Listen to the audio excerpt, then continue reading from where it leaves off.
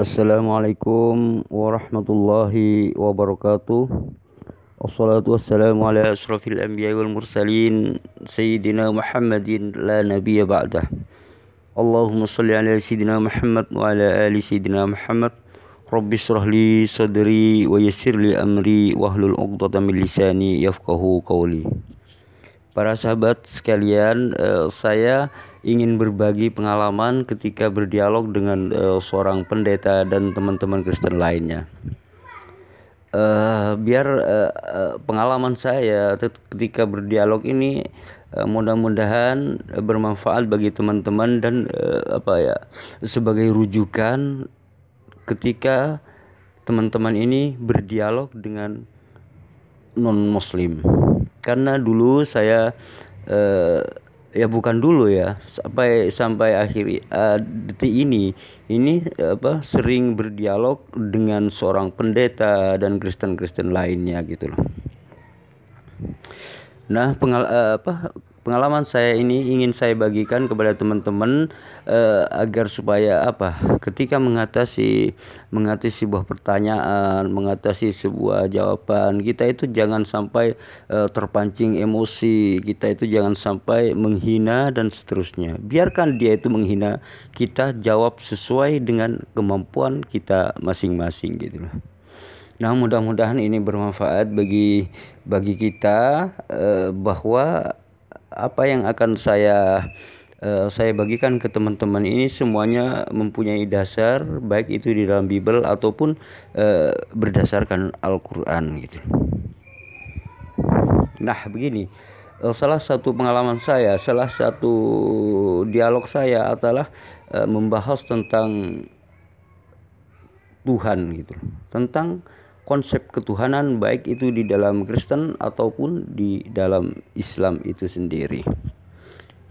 Nah, seorang pendeta itu mengatakan kepada saya, Tuhannya orang Islam itu bukanlah Tuhan yang benar, kata orang pendeta. Saya maklumi. Karena apa? Karena mereka itu tidak tahu apa konsep-konsep Tuhan atau Tuhan itu sendiri. Mereka itu sebenarnya tidak mengenal tentang Tuhan gitu. Dan saya maklumi dia itu berkata seperti itu karena mereka memang dia itu belum tahu gitu. Nah, ketika pendeta itu mengatakan seperti itu kepada saya, maka saya juga membeberkan baik itu di dalam Al-Quran, baik itu di dalam Bible itu sendiri. Nah, pendeta itu mengatakan begini, dengan argumennya dia itu mengatakan dia itu menyebutkan di dalam Korintus 15 ayat yang ke-47 katanya. Manusia pertama dari debu, manusia kedua dari sorga. Ini perkataan Paulus ini. Ini dijadikan rujukan oleh salah satu pendeta bahwa Adam itu dari debu, terus Yesus ini dari sorga. Segala sesuatu yang dari sorga itu akan membawa kita ke sorga dan dia pantas dianggap sebagai Tuhan katanya. Karena yang memasukkan ke sorga itu Tuhan, begitu alasan pendeta. Maka dalam ayat itu juga sebenarnya saya juga mudah sekali mematahkan dalil-dalil atau referensi-referensi yang diajukan oleh para pendeta tersebut. Maka saya juga mematahkan argumen itu dengan membaca Korintus 15 ayat yang ke-47 itu juga gitu loh. Maka di situ dikatakan manusia kedua dari sorga, sehingga pendeta itu mengatakan bahwa Yesus ini benar-benar Tuhan karena ingin membawa ke sorga, kan demikian. Maka saya membantah membantah atau mematahkan dalil tersebut. Kenapa? Segala sesuatu yang keluar dari ciptaan itu pasti ciptaan gitu loh. Nah, di sini kalau memang Yesus itu dari sorga ini sebenarnya kan ciptaan Tuhan. Sebelum sorga ini ada, Tuhan itu sudah ada, kemudian Tuhan menciptakan sorga. Nah, segala sesuatu yang keluar dari ciptaan, maka yang keluar dari ciptaan itu adalah pasti ciptaan juga gitu. Contoh, Manusia itu kan ciptaan Tuhan. Nah, segala sesuatu yang keluar dari manusia ini ciptaan juga sebenarnya. Contoh, manusia melahirkan anak, anak ini keluar dari manusia, maka manusia yang keluar itu juga ciptaan gitu. Nah, begitu juga sesuatu yang keluar dari surga, surga ini ciptaan, maka Yesus juga ciptaan juga. Nah, saya mengatakan begini, Adam ini kan juga dari sorga, saya berkata begitu. Yesus di sorga. Nah, orang Kristen mengatakan tidak, Adam ini diciptakan di bumi. Nah, ini menurut saya apa ya? Menurut saya ini cuma menghilangkan aja sebenarnya agar diakui Yesus satu-satunya yang dari sorga gitu loh. Padahal kalau saya baca di dalam Kejadian itu Adam itu ya bukan di bumi sebenarnya, tetapi Adam itu adalah diciptakan di Taman Eden. Nah, keberadaan Taman Eden ini di timurnya bumi gitu. Ini bukan di bumi loh, tetapi di timurnya bumi, dan Eden ini dijaga oleh api yang menyala-nyala. Ini sebenarnya cocok dengan apa yang ada di dalam Islam sebenarnya. Kalau di dalam Kejadian itu Taman Eden ini dijaga oleh api, dan api ini siap menyambar siapapun yang datang ke situ. Artinya kalau ingin mendatangi Eden ini harus melalui api pedang yang menyala-nyala ini. Nah, di dalam Islam juga sebenarnya tertera siapapun yang mau ke surga dia itu harus melalui api gitu. Dan Allah menolong di dalam Islam, dan Allah menolong orang-orang mukmin, orang-orang Islam, kemudian membiarkan orang-orang zalim, orang-orang Kristen. Maka saya mengatakan seperti itu gitu. Artinya Kristen itu akan jatuh ke dalam api, disambar oleh api pedang tersebut. Saya melogikakannya seperti itu. Dan kemudian dilanjut lagi ke Lukas 2 ayat yang ke-21. Saya mengatakan begini, dan ketika genap 8 hari dan ia harus disunatkan, ia diberi nama Yesus, yaitu nama yang disebut malaikat sebelum ia dikandung ibunya, kan begitu. Nah, ini sebenarnya mengandung sebuah proses gitu. Nah, segala sesuatu, contoh Yesus ini dari umur 1 hari melahir, 1 hari, 2 hari, 3 hari, 8 hari, dan seterusnya. Ini kan sebuah proses. Tambah besar, 8 hari disunat. Ini sebuah proses. Nah, segala sesuatu yang berproses itu pasti ciptaan gitu. Tuhan tidak butuh proses. Karena apa? Karena yang menciptakan proses itu adalah Tuhan gitu. Sebelum proses ada, Tuhan sudah ada. Nah, di sini menunjukkan bahwa Yesus itu tidak abadi karena Yesus itu berproses. Segala sesuatu yang berproses itu tidak abadi, dan setiap yang tidak abadi tidak pantas disebut sebagai Tuhan. Gitu loh. Terus kemudian di dalam saya lanjut lagi di dalam ayat tersebut, ayat yang ke-25-nya, maka di situ anak itu bertambah besar dan menjadi kuat. Nah, ini Yesus ini bertambah besar dan menjadi kuat. Nah, ini juga mengandung proses gitu loh. Proses itu adalah sebuah ketidakabadian. Sebuah proses, siapapun yang berproses itu tidak abadi, tidak kekal namanya. Ini berproses loh, apalagi sampai mati gitu.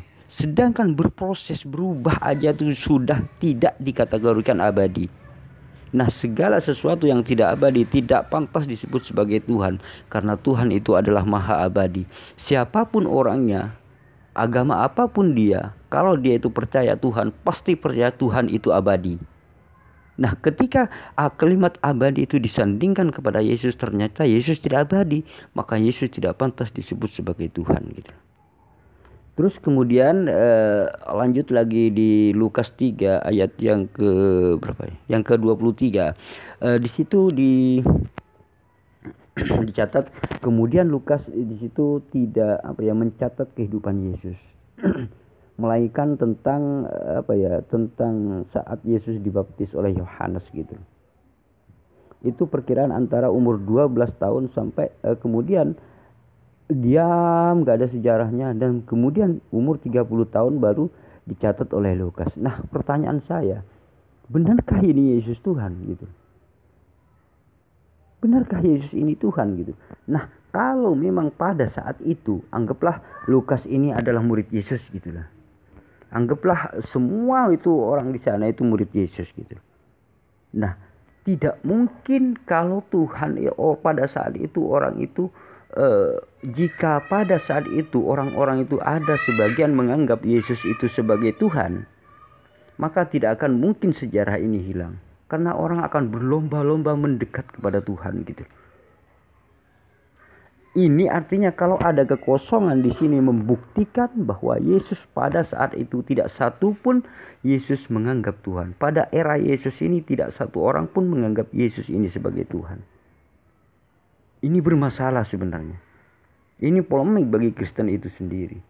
Karena tidak mungkin orang itu akan orang kalau ingin ketemu orang itu harus selalu mendekat kepada Tuhan. Nah, ketika Tuhan itu ada, gak mungkin dia itu tidak akan mendekat gitu. Ini menunjukkan bahwa pada saat itu tidak satu pun orang menuhankan Yesus. Yang menjadi persoalan adalah ketika Yesus tiada, ini kenapa kemudian dikatakan ini Tuhan gitu. Nah, ini yang bermasalah sebenarnya gitu. Siapa yang mengatakan Yesus ini Tuhan? Jangan-jangan dia itu hanya memakai nama Yesus untuk menyesatkan. Ini hati-hati gitu. Kalau ada orang memakai nama Yesus untuk menyesatkan, maka ini berbahaya bagi Kristen itu sendiri. Kan begitu. Terus Kristen mengatakan di dalam pada mulanya Yohanes 1 ayat 1. Pendeta ini mengatakan begini, coba lihat, pada mulanya adalah firman, firman berubah menjadi firman itu bersama-sama dengan Allah, firman adalah Allah. Nah, Yesus itu firman katanya. Dia selalu berkata demikian. Nah, saya juga membantah dengan ayat yang sama gitu. Nah, di situ dalam Yohanes 1 ayat yang ke-1 adalah pada mulanya adalah firman. Firman bersama-sama dengan Allah. Nah, ini sebenarnya ada dua gini. Ada dua. Kalau Yesus itu firman, firman itu adalah sebuah kalam. Kalam itu adalah sebuah ucapan gitu. Artinya anggaplah gitu, Yesus bersama-sama dengan Allah. Nah, di sini adalah yang disebut dengan Allah ini adalah pemiliknya, pemilik firman tersebut gitu. Nah, Yesus bersama-sama dengan pemiliknya. Kan begitu. Allah ini adalah pemilik firman itu, kan begitu.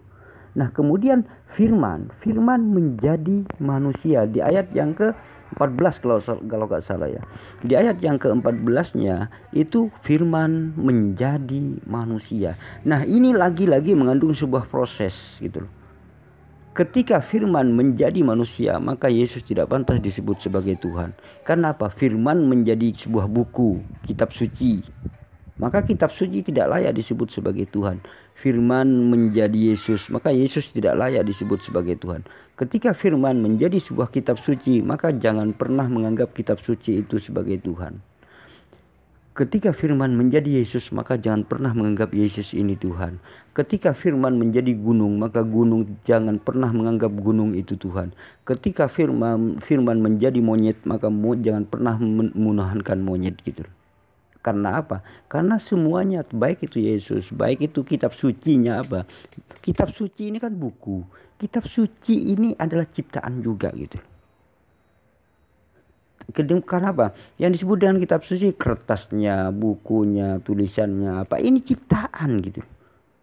Tidak pantas disebut sebagai Tuhan. Begitu juga Yesus, tulang, daging, rohnya itu pun juga diberikan oleh Allah gitu loh. Terus kemudian otak apa segala macam itu diciptakan oleh Allah gitu loh, diberikan kepada Yesus. Nah, Yesus tidak layak disebut sebagai Tuhan. Karena apa? Karena dia itu hanya salah ciptaan Tuhan gitu. Nah, di situ di dalam membuktikan di dalam Yohanes 20 ayat yang ke-17 itu sangat jelas ya. Aku akan pergi kepada Bapakmu dan Bapakmu, Allahku, Bapakku dan Bapakmu, Allahku dan Allahmu. Nah, ini kan sudah menunjukkan dua pribadi yang berbeda gitu. Nah, ketika saya mengatakan Allahku dan Allahmu, Bapakmu dan Bapakku, maka itu artinya Bapakku, Bapak dan saya ini berbeda gitu. Bapak dan saya ini berbeda. Ini menunjukkan dua pribadi yang berbeda. Nah, ketika dipaksakan menjadi disatu-satukan ini hanya berdasarkan dogma atau asumsi. Nah, dia mengatakan aku dan Bapak adalah satu. Itu yang membuat satu katanya. Disinilah umat Kristen selalu memaknai secara harfiah, secara tekstual saja gitu. Contoh, ketika misalkan gini, Pak Lamsen dan Bu Lamsen adalah satu. Apakah dikatakan Pak Lamsen itu adalah Bu Lamsen satu pribadi? Tidak. Pak Lamsen dan Bu Lamsen tetap dua pribadi yang berbeda, mempunyai keinginan sendiri-sendiri, kehendak sendiri-sendiri. Makanya Yesus selalu mengatakan, aku tidak mengikuti kehendakku sendiri, melainkan kehendak Bapa yang di sorga. Artinya Yesus itu juga mempunyai kehendak gitu loh. Tetapi kalau kehendak Yesus yang didahulukan, maka itu bukan tidak baik. Maka harus mengikuti kehendak Bapa, maka dikatakan baik gitu loh. Artinya Yesus dan Bapa ini mempunyai kehendak yang mempunyai kehendak sendiri-sendiri gitu loh. Kan begitu. Nah, Yesus tidak pantas disebut sebagai Tuhan. Itu sebenarnya sudah membuktikan bahwa Yesus itu bukan Tuhan gitu loh. Dan juga tidak abadi. Segala sesuatu yang berproses, segala sesuatu yang berubah itu juga tidak abadi. Segala sesuatu yang tidak abadi tidak pantas disebut sebagai Tuhan gitu loh. Dan juga di dalam Matius 4 ayat yang ke-10 juga di situ dituliskan bahwa engkau harus menyembah Tuhan Allahmu, hanya kepada Dia saja kamu berbakti kan.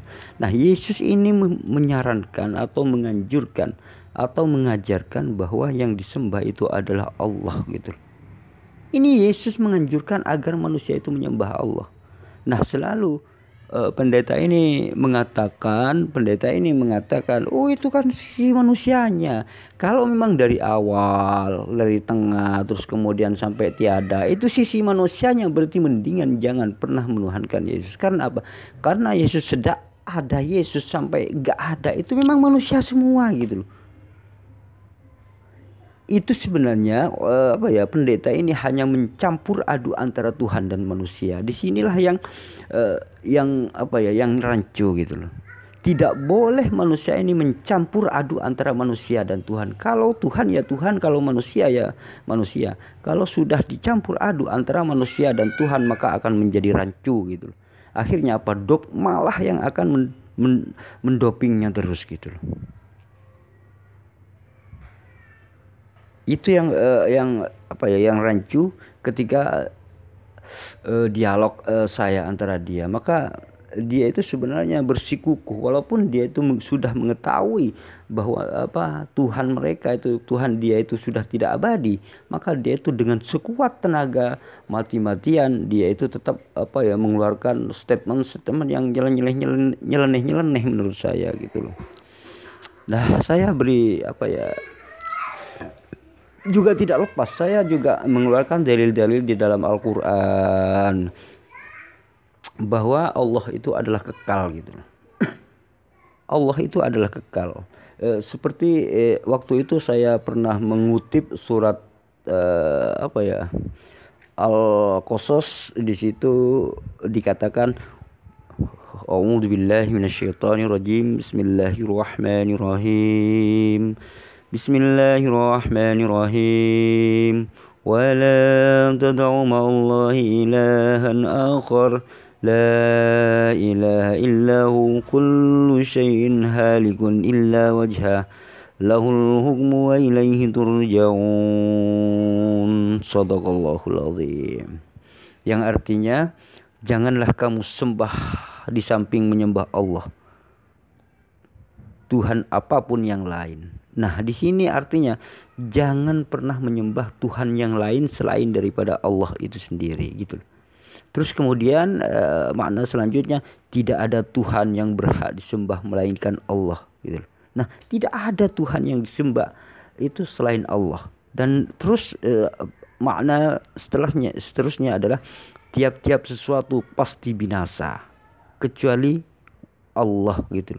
Baginya lah segala Tuhan, dan hanya kepadanya lah kamu dikembalikan. Nah, di sini sudah jelas, di sini di dalam ayat yang ke-88 surat Al-Qasas ayat yang ke-88 ini, yaitu surat yang ke-28 ayat yang ke-88 ya. Ini sudah jelas di sini dikatakan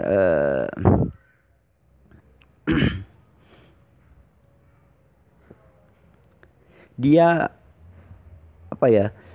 Tiap-tiap sesuatu pasti binasa.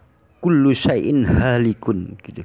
Kullu syai'in halikun. Tiap-tiap sesuatu itu pasti binasa. Segala sesuatu apapun pasti binasa. Illa wajah, kecuali yang kekal itu kecuali Allah gitu. Nah, illa wajah, kecuali Allah. Nah, di sini adalah apakah Yesus itu kekal? Tidak. Yang disebut dengan sebuah keabadian, abadi. Ketika kita percaya prinsip memegang, udahlah gini, kita itu misalkan netral, kita itu bukan Islam, bukan Kristen, bukan apapun gitu ya. Ketika kita percaya, tapi kita percaya kepada Tuhan. Nah, kita itu orang yang percaya kepada Tuhan, dia itu pasti percaya bahwa Tuhan itu abadi gitu. Nah, ketika kita percaya hanya satu ini aja, kekal, abadi, bako, Tuhan itu pasti abadi, maka yang menjadi dasar kita ini harus disandingkan. Kalimat abadi ini jangan lepas daripada Tuhan gitu loh, agar kita tidak salah apa yang menyembah Tuhan. Contoh, ketika ada orang mengatakan matahari itu Tuhan, maka kalimat abadi ini selalu bawa. Apakah matahari itu abadi? Tidak, matahari ini tidak abadi, berarti matahari bukan Tuhan. Kemudian ada orang mengatakan Yesus itu Tuhan gitu. Nah, kalimat abadi ini bawa kepada Yesus. Nah, apakah Yesus ini abadi? Ternyata Yesus tidak abadi karena berubah, karena mati, karena berubah. Maka Yesus tidak pantas disebut sebagai Tuhan karena tidak abadi. Nah, sekarang persoalannya adalah apakah Tuhannya umat Islam ini abadi? Ternyata satu-satunya Tuhan yang abadi yang orang yakini itu hanyalah Tuhannya umat Islam gitu. Ketika kalimat abadi disandingkan pada yang lainnya, ternyata semuanya itu gugur. Hanya Tuhannya umat Islam ini yang satu-satunya Tuhan yang abadi gitu.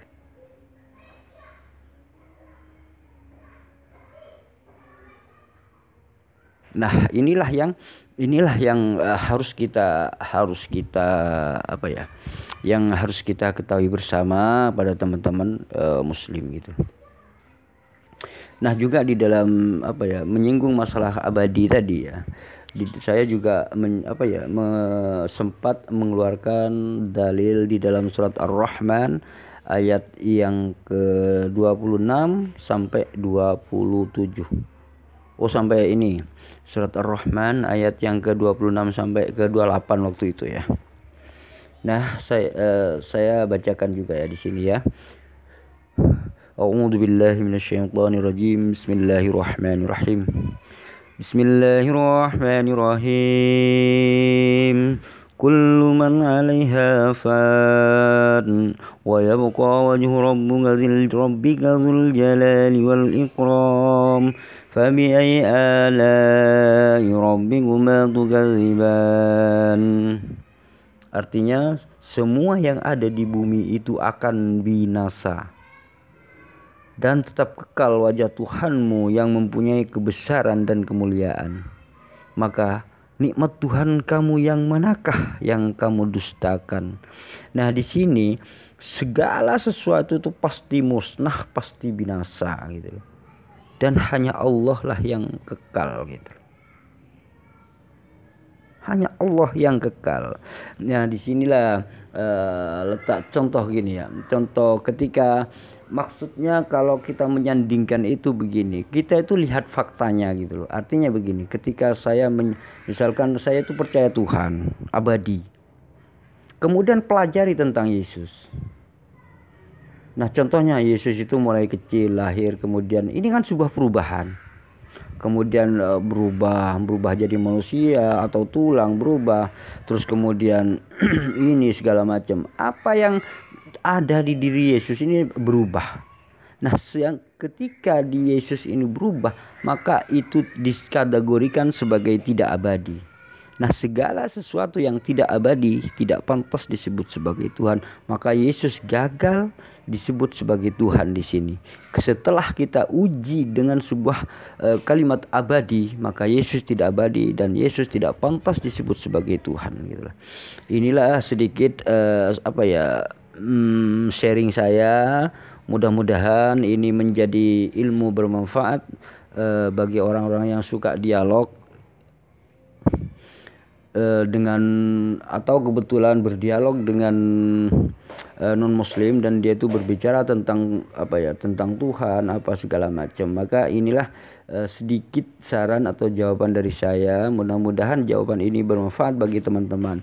Dukung terus channel ini.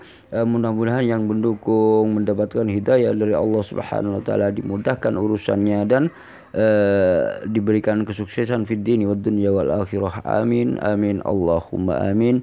Assalamualaikum warahmatullahi wabarakatuh.